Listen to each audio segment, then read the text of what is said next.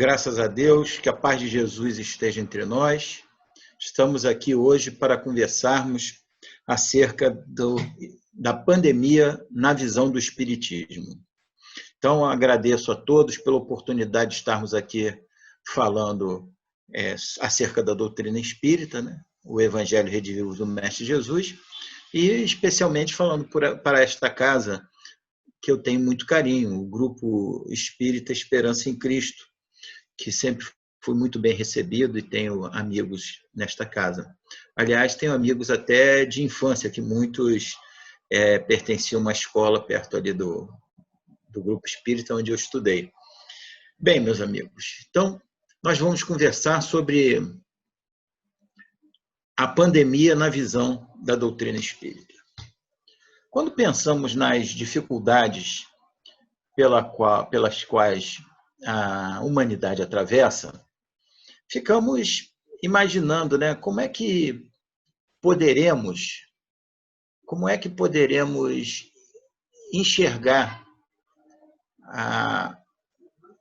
todo esse problema pelo qual a humanidade atravessa.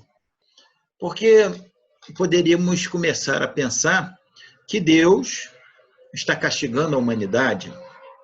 Poderíamos pensar que Deus não está sendo bom e nem justo, mas, em realidade, a doutrina espírita nos dá outras informações. Porque, sendo Deus soberanamente bom e justo, nada que nos aconteça não tem uma finalidade, uma utilidade. E a utilidade está muito bem delineada se nós formos verificar o Livro dos Espíritos, o Evangelho segundo o Espiritismo, e vamos ver que há um fim nesse problema pelo qual atravessamos. Há uma necessidade de aprendermos, de crescermos com essa situação. Deus nos projetou para a felicidade. Nós seguiremos evoluindo do átomo ao arcanjo. E teremos assim, então, uma evolução um progresso rumo à felicidade.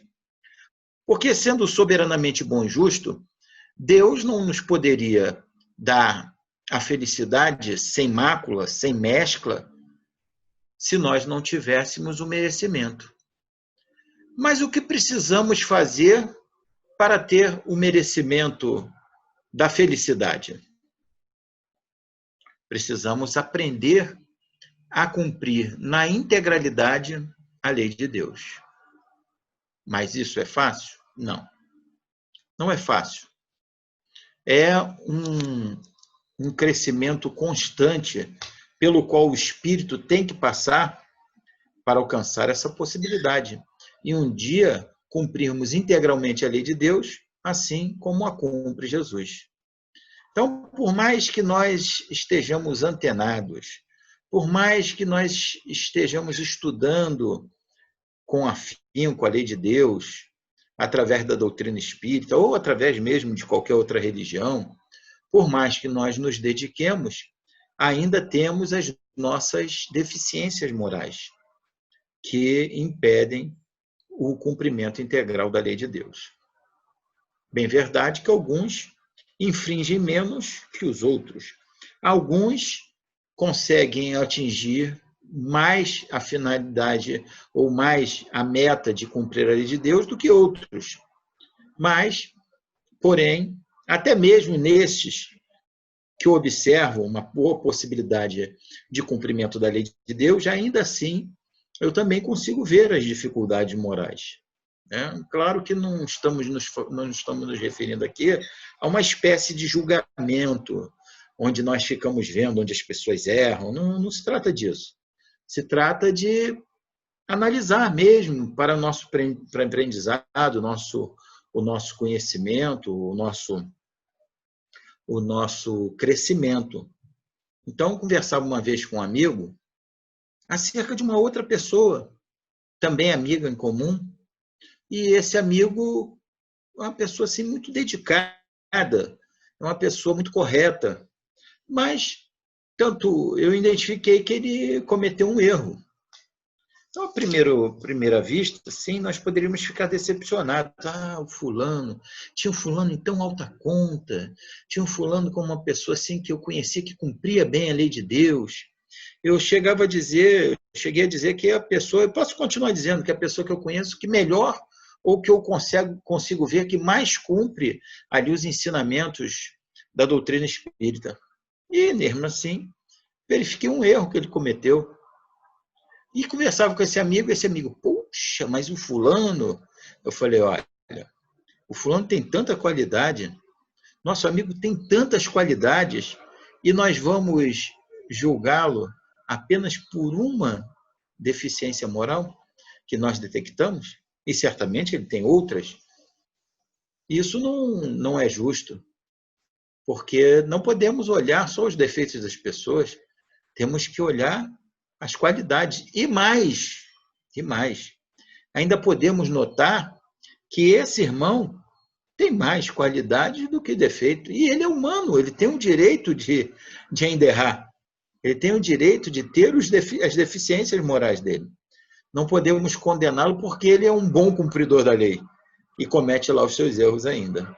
Então, vejamos. Ainda assim, esse companheiro a que eu me referi tem lá os seus equívocos. Mas a finalidade não é o julgamento. Deus não está fazendo um campeonato de quem erra mais ou menos. A finalidade é nos encaminharmos à felicidade. O fim da nossa encarnação, lá de acordo com a questão 132 do Livro dos Espíritos, é que nós possamos progredir de tal forma que um dia alcancemos a perfeição possível ao espírito humano. Mas então, como enxergarmos a pandemia na visão espírita? Que deixou todo mundo muito apreensivo, muitos com grandes dificuldades, muitos com dificuldades financeiras, está gerando muitos problemas mesmo.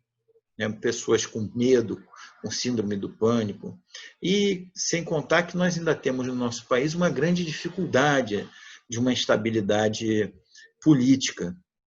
Tudo isso aflige as pessoas, né? Uma parte entende que a doença é muito grave, outra parte entende que não é tão grave assim, que deve ter mais relevância outro aspecto da vida humana, que é a economia. Tudo isso gera medo, apreensão, gera instabilidade, gera confusão e gera sofrimento. Como é que nós vamos ver isso?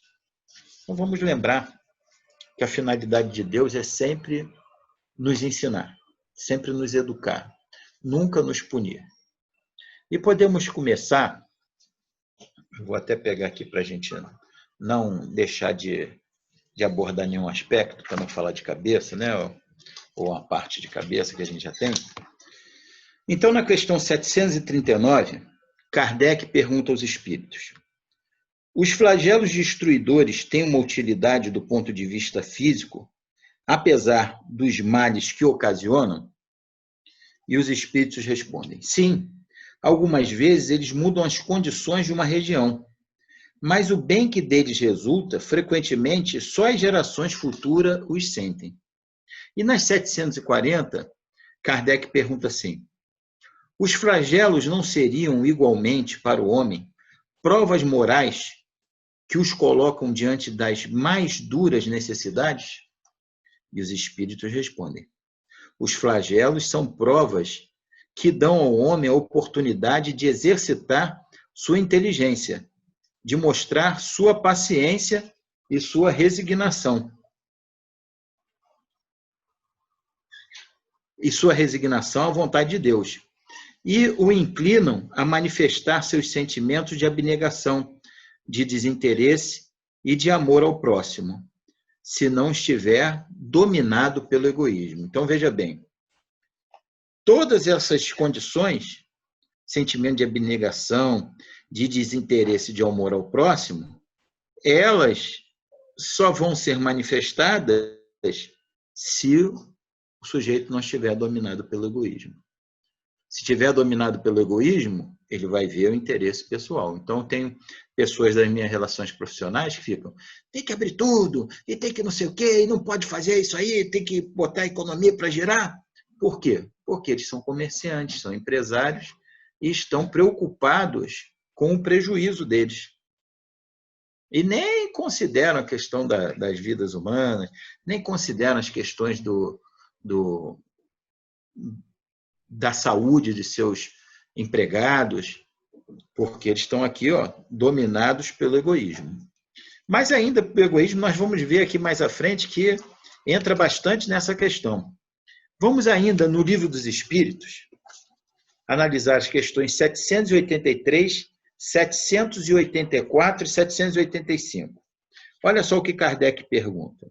O aperfeiçoamento da humanidade... sim, essas questões, as outras que eu li, estão inseridas nos flagelos destruidores. E essa, na lei de destruição. E essas questões que eu vou ler agora, está dentro da lei de progresso, da marcha do progresso. Então, olha o que Kardec pergunta na questão 783. O aperfeiçoamento da humanidade segue sempre uma progressiva e lenta marcha? E os espíritos respondem. Há progresso regular e lento, que resulta da força das coisas. Porém, quando um povo não progride rápido o suficiente, Deus lhe suscita, de tempos em tempos, um abalo físico ou moral que o transforma. Na questão 784. A perversidade do homem é muito grande. E, pelo menos do ponto de vista moral, ele não parece recuar em vez de avançar? E os espíritos respondem. Tu te enganas. Observa bem o conjunto e verás que ele avança, já que melhor compreende o que é o mal e todos os dias ele se reforma dos abusos. É preciso que o mal atinja o excesso para fazer compreensível a necessidade do bem e das reformas. Aqui nós vamos falar mais a pouquinho mais à frente, porque essa questão 784 ela se conjuga muito bem com um términozinho de uma mensagem de um espírito no Evangelho segundo o Espiritismo. E a questão 785. Qual o maior obstáculo ao progresso? Essa nós vamos comentar bastante. O orgulho e egoísmo. Falo do progresso moral, pois o progresso intelectual sempre se realiza. À primeira vista, ele parece mesmo dar a esses vícios uma duplicação de atividade, desenvolvendo a ambição e o apego às riquezas, que, a seu tempo, incitam o homem às pesquisas que esclarecem seu espírito. É assim que tudo se encadeia no mundo moral, como no mundo físico, e que do próprio mal pode sair o bem.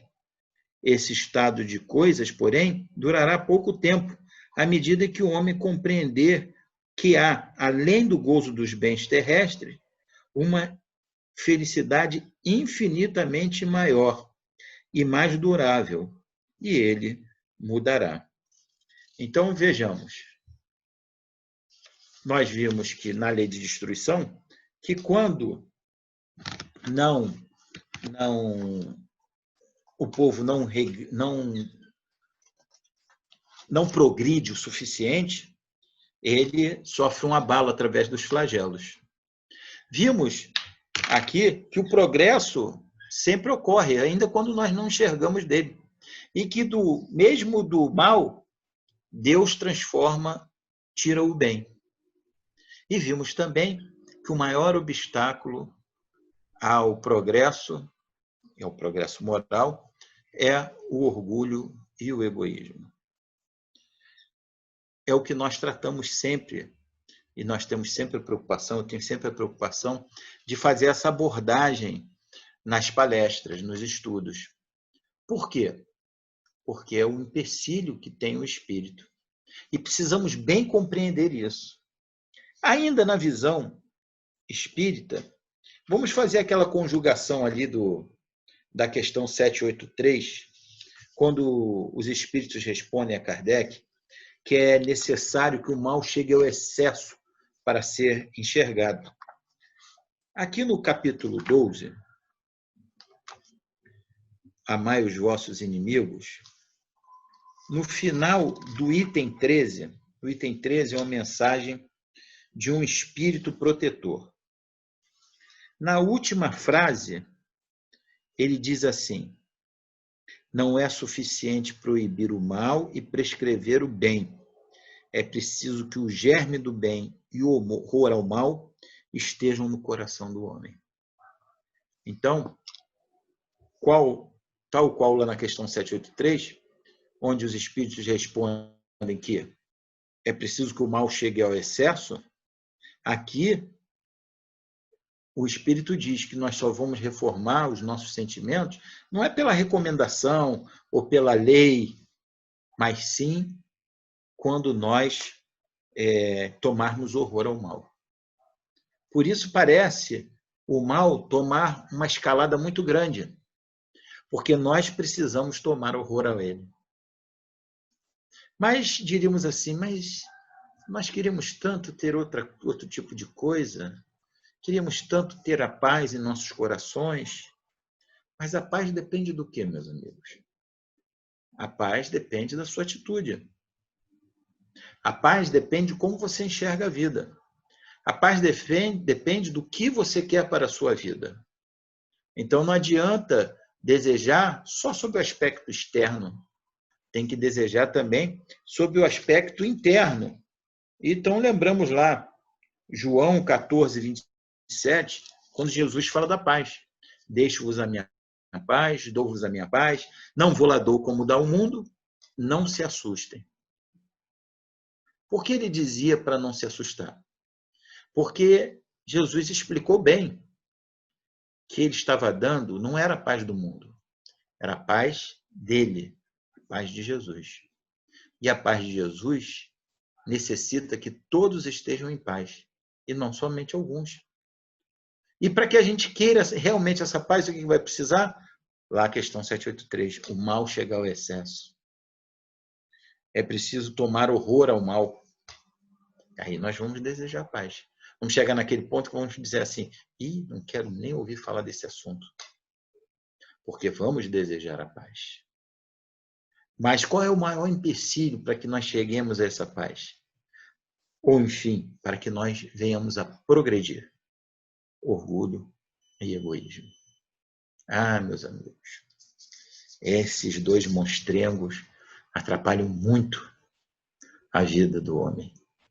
Atrapalham muito o crescimento do homem. Mas o interessante é que eles são decorrentes de uma das forças instintivas do espírito.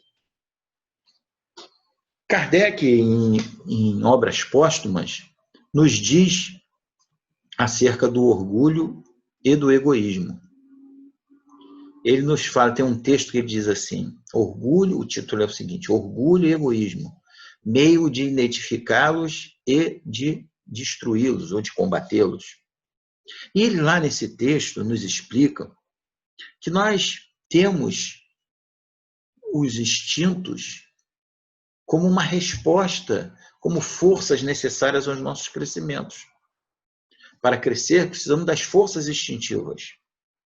Mas o problema é que não sabemos equilibrar essas forças.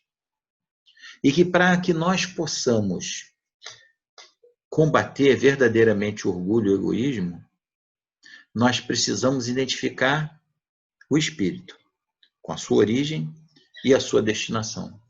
Qual a origem do espírito? O mundo espiritual. Qual a sua destinação? Para onde vai retornar o espírito? Para a verdadeira vida, a vida primitiva. Qual a vida primitiva? A vida de origem, né? Primitiva no sentido não de atrasada, mas de origem. A vida espiritual. Identificando o ser com a vida espiritual, ele deixa de ter a visão material.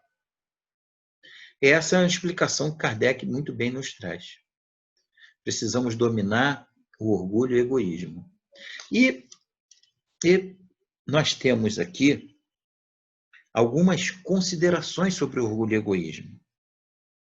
é que nós não compreendemos exatamente o que significa o orgulho e o egoísmo.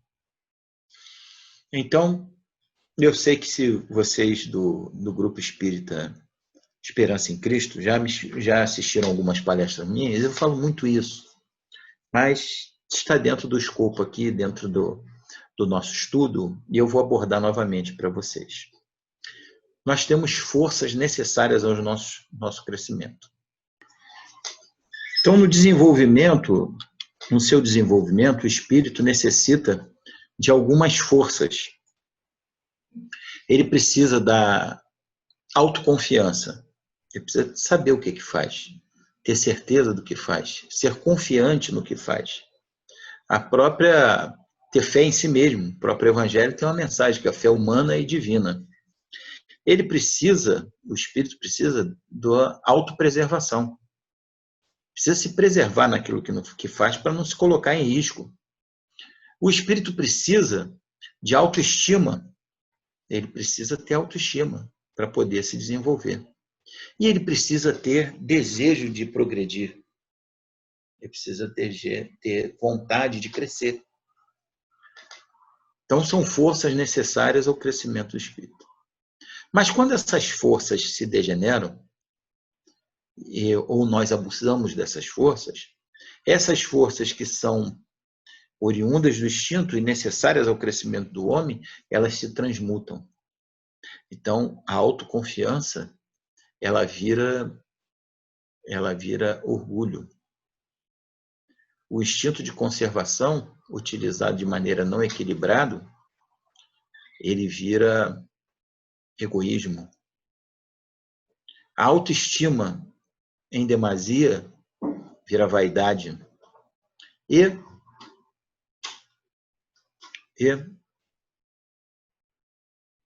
o desejo de crescer, desordenado, sem equilíbrio, vira ganância. Então vejam, duas faces de uma mesma moeda.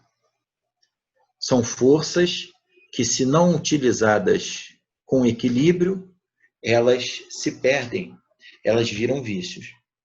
E aqui no Evangelho segundo o Espiritismo, nós temos uma mensagem que bem explica isso. É a mensagem do Espírito Lázaro, no capítulo 11, item 8.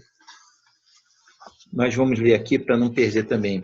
Ele diz assim: o amor resume inteiramente a doutrina de Jesus, porque é o sentimento por excelência. E os sentimentos são os instintos elevados à altura do progresso realizado. Então, vamos repetir. O amor resume inteiramente a doutrina de Jesus, porque são os porque representa o sentimento, é o sentimento por excelência, e os sentimentos são os instintos elevados à altura do progresso alcançado. Aí é um pedaço bem conhecido, né? Na sua origem, o homem só tem instintos, mais avançado e corrompido só tem sensações, mais instruído e purificado tem sentimentos, e o ponto delicado do sentimento é o amor. Mais à frente, o Espírito diz aqui, ó, a lei de amor substitui a personalidade pela fusão dos seres. Ela extingue as misérias sociais. Feliz daquele que, indo além da sua humanidade, ama com amor generoso os seus irmãos. Mais à frente ele diz assim, ó, quando Jesus pronunciou essa palavra divino amor, ela fez os povos estremecerem e os mártires inebriados de esperança desceram ao circo. Por sua vez, o Espiritismo vem dizer uma segunda palavra do alfabeto divino. Ficai atentos, porque essa palavra levanta a lápide dos túmulos vazios. E a reencarnação, triunfando sobre a morte, revela ao homem deslumbrado seu patrimônio intelectual. Não é mais aos suplícios que ela o conduz, mas à conquista do ser elevado e transfigurado. O sangue resgatou o espírito, e o espírito hoje deve resgatar a matéria. Então, vejam, meus amigos, são as forças que são instintivas, têm origem nos instintos, e nós temos que transformá-las em amor, em sentimento.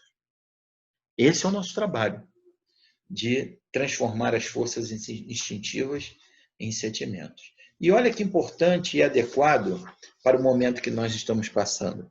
A lei de amor substitui a personalidade pela fusão dos seres. Ela extingue as misérias sociais. Olha que beleza. Ela extingue as misérias sociais. Então, meus amigos, nós vamos compreender que essa possibilidade do amor, de compreender orgulho e egoísmo, nós vamos crescer e vamos sair da infelicidade. Lá na questão 614 do Livro dos Espíritos, os Espíritos dizem que a lei natural é a lei de Deus e ela é a única necessária ao crescimento do homem. E que ele só é infeliz quando dela se afasta. Então, o homem só vai ser infeliz quando ele se afasta da lei de Deus. Você está sofrendo? Em algum ponto você se afastou da lei de Deus. Há algo fora da lei de Deus que está em você que você precisa se educar. Quando nós conseguimos sair do problema e olhar isso, nós conseguimos nos corrigir. Mas vejam, toda essa... Aí nós repetimos aqui, né, a questão na mensagem da extinção das misérias sociais pela fusão dos seres. Quantos e quantos casos nós estamos tendo de bons exemplos no Brasil, até fora do Brasil, mas no Brasil a gente consegue enxergar muitos mais, né? Ou muito melhor. Quantos exemplos nós estamos tendo de pessoas auxiliando, da solidariedade crescendo e brotando. Eu vi um vídeo, passou aí, viralizou nos grupos de WhatsApp e passou até na televisão. Muito interessante. Passou quem gravou, como é que gravou, à beira da entrada de uma favela, uma comunidade, um motoboy passou e viu uma senhora que é moradora de rua dormindo ao relento, lá toda encolhida com frio. Na frente tinha um carro de polícia. Ele passou, viu, ela estava dormindo na porta de uma loja, onde tem uma câmera filmando, uma câmera de segurança. Então ele passou, viu a situação, foi em casa, pegou um cobertor ou uma colcha, pegou pão e disse que também pegou chocolate. Ele botou numa sacola, aí ele foi, parou a moto um pouquinho distante, para não fazer barulho, não acordá-la. Foi lá, teve o cuidado de dobrar a colcha, cobrir a senhora e deixar debaixo da coberta lá os pães, os sanduíches com chocolate, para que quando ela acordasse tivesse o que comer. Então vejam, o que ele precisava fazer isso? Ele se condoeu com aquela situação. E chorando, ao dar a entrevista, ele disse que ficou pensando nos pais dele, que já era uma senhora, aquela pessoa que moradora de rua, e ele ficou pensando nos pais. E os pais dele estavam lá abrigados, cobertos, numa casa bonitinha, direitinha, e aquela pessoa estava ali na rua. E ele teve esse gesto para que aquela pessoa, pelo menos momentaneamente, tivesse o que comer e não ficasse com frio. Veja, meus amigos, não temos como resolver o problema do mundo. Nem Jesus resolveu o problema do mundo, porque nós não somos salvacionistas, nós somos reencarnacionistas. Acreditamos que a evolução vai se dar através da diversidade, da pluralidade das existências, das diversas encarnações que nós teremos. Mas a questão é outra. A questão é dos sentimentos. O que você traz no seu coração? Você não vai resolver o problema do mundo, mas você não deve ser indiferente. Senão nós faremos assim, não. Deus é soberanamente bom e justo, ninguém passa o que não tem que passar, e se ele está passando esse problema é porque ele merece. Isso é indiferença. Deus não aguarda isso de nós. Ele aguarda assim, aqui, ó. Olha, como o Espírito Lázaro disse aqui. Como é que ele nos falou? A lei de amor substitui a personalidade pela fusão dos seres. Ela extingue as misérias sociais. Então, ele está aguardando que nós venhamos a ter atitudes de amor. E nós queremos a felicidade?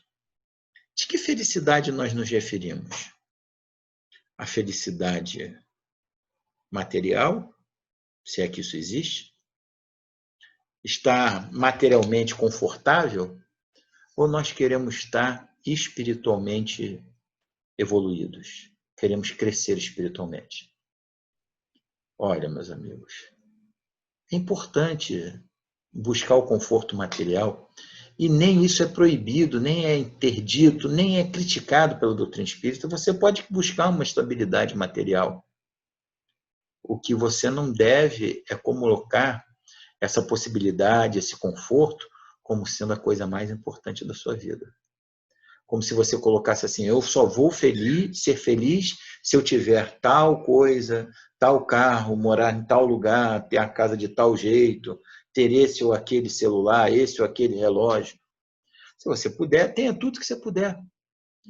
Mas isso não pode ser o seu ponto ao ser atingido. Isso não pode ser a base da sua felicidade. Porque as coisas materiais são todas de uso do corpo. E tudo que é de uso do corpo passa. Só fica o que é de uso da alma. Só fica o de aspecto moral. O aspecto moral vem nós podemos abordar sobre aspecto ético, né?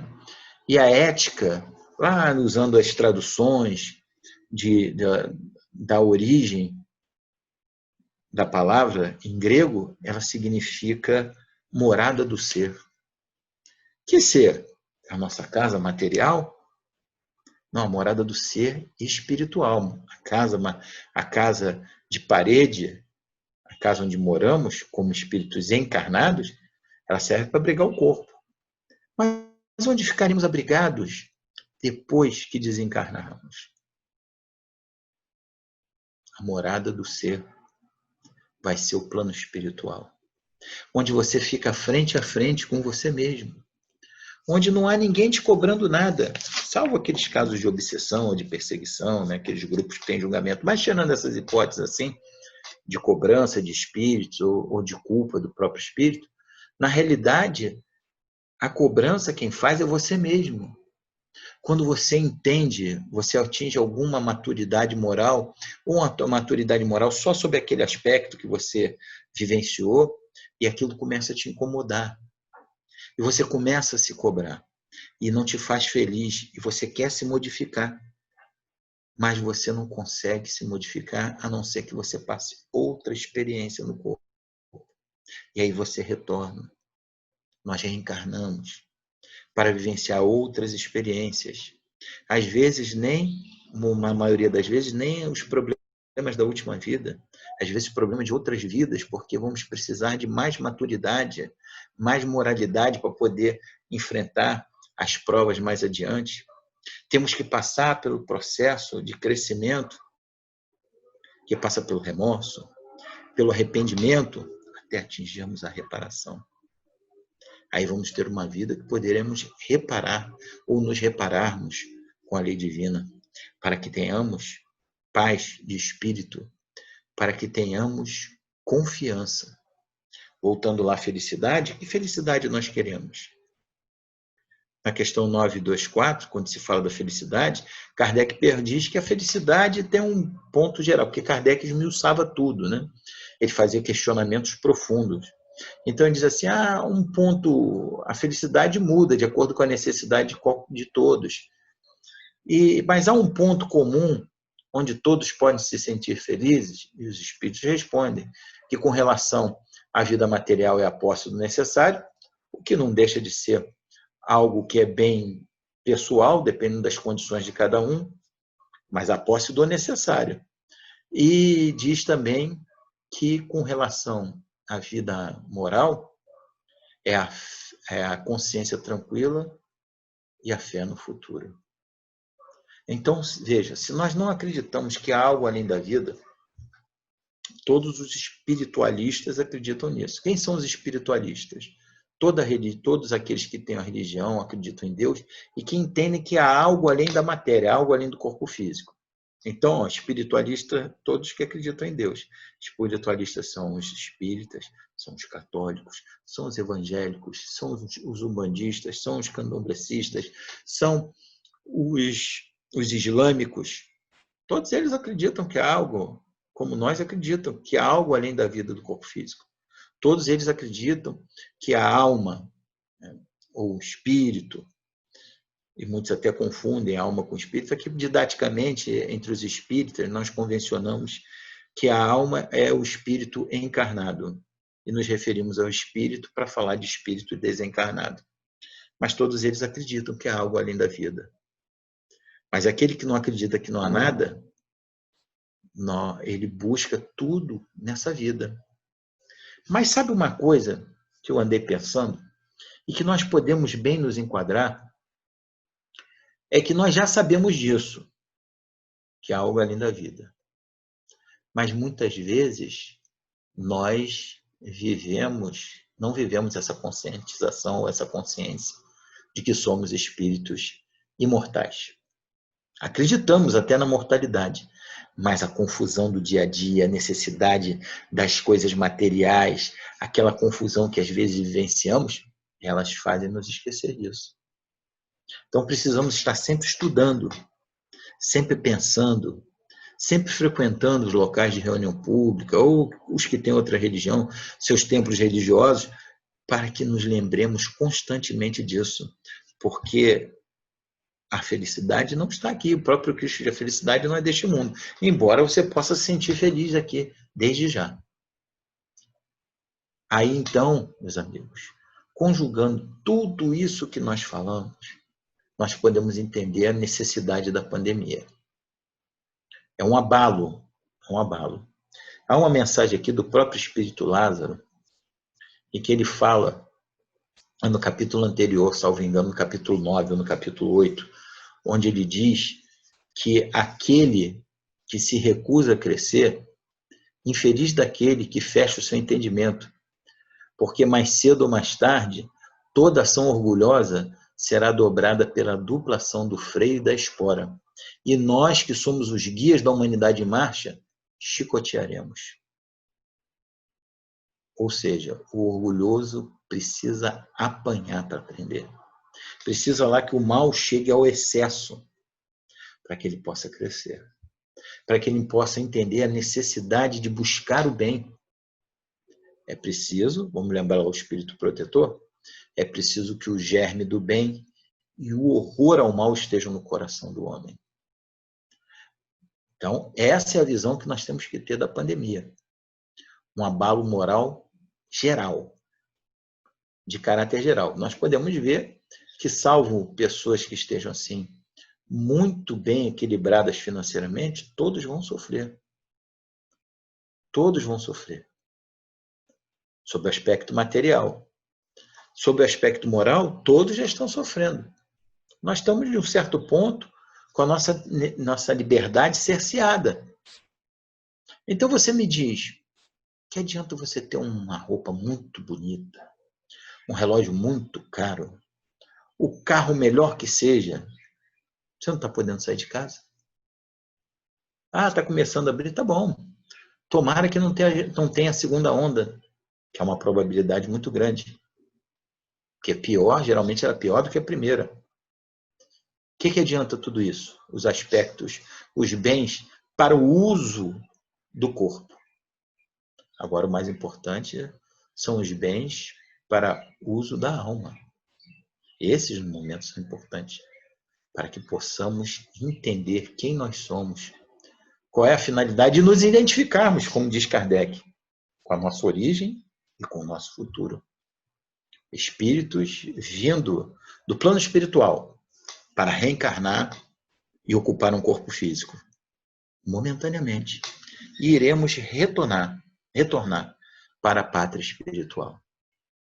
E o que queremos para nós, meus amigos? Para que serve a compreensão disso tudo? Serve para nós nos modificarmos e nos melhorarmos. Há uma fórmula dada por Jesus, onde nós podemos bem discernir o mal e o bem. Que nós vamos ter uma boa diferenciação entre o mal e o bem. Ele diz assim: reconhece a árvore pelo fruto. Porque uma árvore boa não dá um fruto ruim. Assim como a árvore ruim não dá um bom fruto. Então, nós analisamos se nós estamos gerando confusão ou paz para as pessoas. Se as minhas atitudes estão gerando o caos ou está gerando a paz. Assim nós vamos verificar. E nós podemos pensar nas consequências do que vamos fazer. Podemos pensar nas consequências que agora estamos vivenciando. Porque isso tudo, não se iludam, não tem ninguém inocente. Todos que passam pelo problema precisam aprender, todos nós. Como o problema atingiu a humanidade toda, né? Podemos inferir que toda a humanidade está precisando aprender. Mas certos de que é uma necessidade de aprendizado, é uma necessidade de crescimento. E que podemos todos nós nos compenetrarmos e aprender com a situação, nós seguimos firmes, adiante.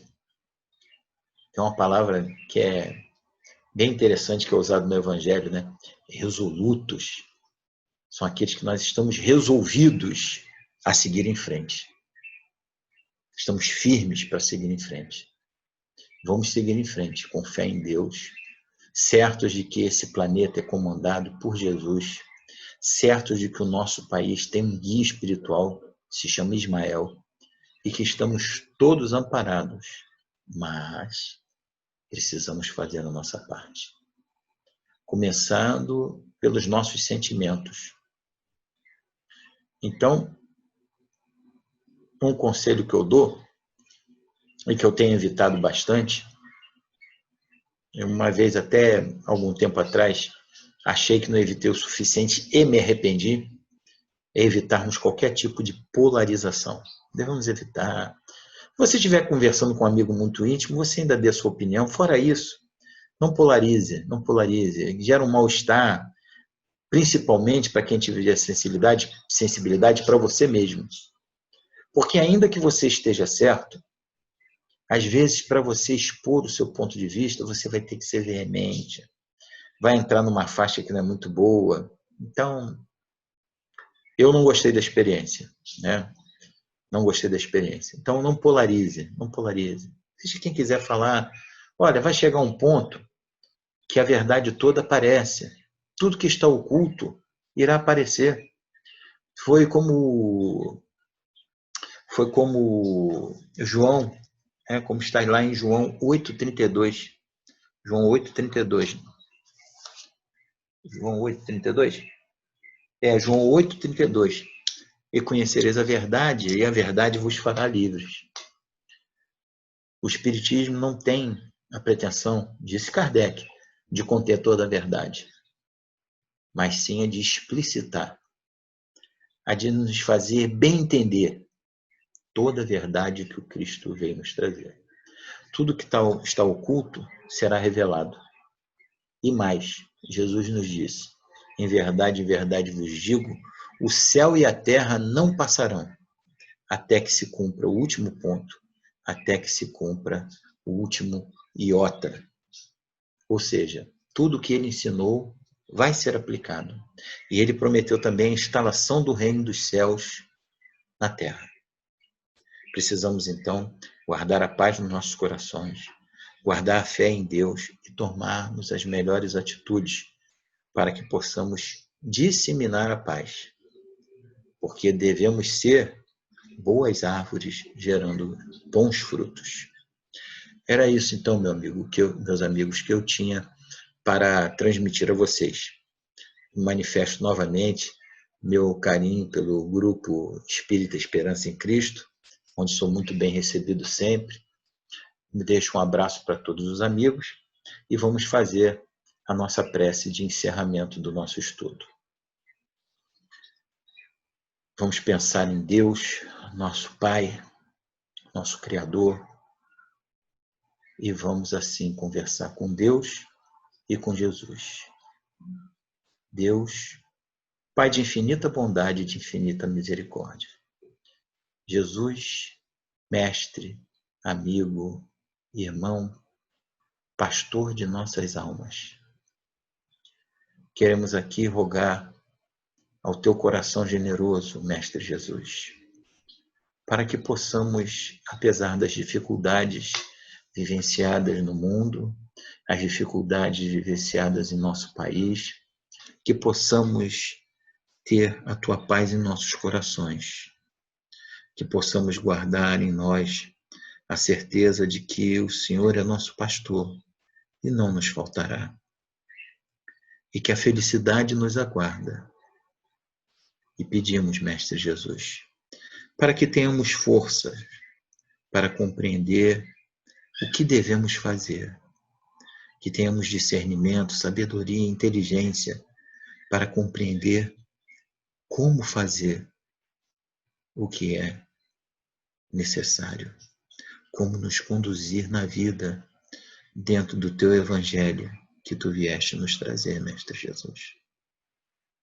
Que nós possamos esperar com a certeza no coração de que Deus não nos desampara, que tu, Mestre Jesus, nunca nos deixou, nem nunca nos deixará, que estamos comandados por ti, como governador do nosso planeta, para nos guiar à felicidade que nos aguarda, para que possamos crescer e nos desenvolver a nossa maturidade, o nosso senso moral, e cumprir então a lei de Deus, e entrarmos assim na faixa da felicidade, da verdadeira felicidade a que nós todos estamos destinados. Agradecemos então pela nossa vida.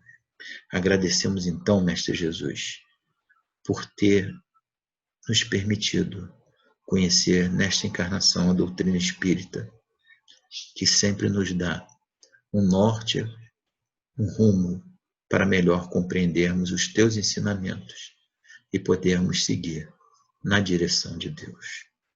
Graças a Deus, que Deus e Jesus sejam louvados hoje e sempre. E como diz o bondoso Espírito Antônio de Aquino, que o amor único de Deus inspire todas as almas para o bem. Graças a Deus. Muito obrigado. Fiquem com Deus. Fiquem em paz e certos de que tudo passará e que Deus nos aguarda para a felicidade. Graças a Deus.